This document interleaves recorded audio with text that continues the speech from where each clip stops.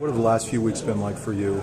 You know, when you're tailback here, that you're always going to be under scrutiny and people talking and that sort of thing. Has any of this stuff bothered you, or have you been okay with it? I told them earlier. Yeah. It wasn't really bothering me until my parents gave it to me, and were kind of bothered by it. And my friends, my family were all bothered by it. So at that point, like I said, it just pissed me off. You know, it's something like I kind of got to expect and learn to deal with it a little better. But at the same time, it's still upsetting to hear people talk about shit like that. Do you feel like that kind of... Is that your toughest stretch at Penn State the past couple of weeks? Yeah, I'd say so. Do you feel like that kind of fuels you to have a day like this? Any extra incentive to go out there and have a big day like you did today? Yeah, sure. I mean, I feel like I always want to come out and play well, but you know, I'm sure that did give me a little bit extra drive today and kind of show some people that I wasn't just like some has-been. Evan, Michael Zordich is really pumped up on the last drive with the running game, and he really showed out there. A little bit more reserved. Were you just as pumped up with the performance today, just more reserved nature? Yeah, I mean that's who he is. You know, he makes a. I mean, he made a great run. You know, and anytime he makes a run like that, he's gonna get pumped up because I mean he doesn't get the opportunity to make it like that many times. And you know, as a tailback, you know, it's something that you kind of learn to kind of hold back a little bit. You know, it's. But you weren't reserved when he scored. I was watching you. You jumped up, touchdown, and started clapping and ran over to him. So yeah, I mean, I'm excited for him. You know, and you know, I'll keep my cool during a drive. But if one of my close friends or any of my teammates, you know, it's going to be exciting. And you know, especially I mean, I think that's his first career win. So I was excited.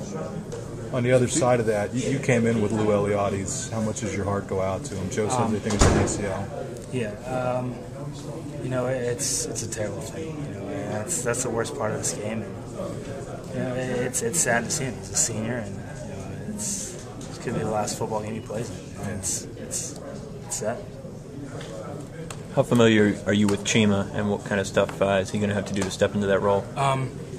You know, he's had a pretty good first couple weeks of the season, to be honest, and in practice he's switched over from defensive line, and you know, he's come out and you know he's made a couple mistakes obviously because he's a new guy, but you know he's playing well, he's playing hard, and I mean he's playing 100%. That's the thing. I mean that if you're gonna make mistakes, at least do it going full speed. And, you know that's what he does. He's a full speed player, and he's done well for us.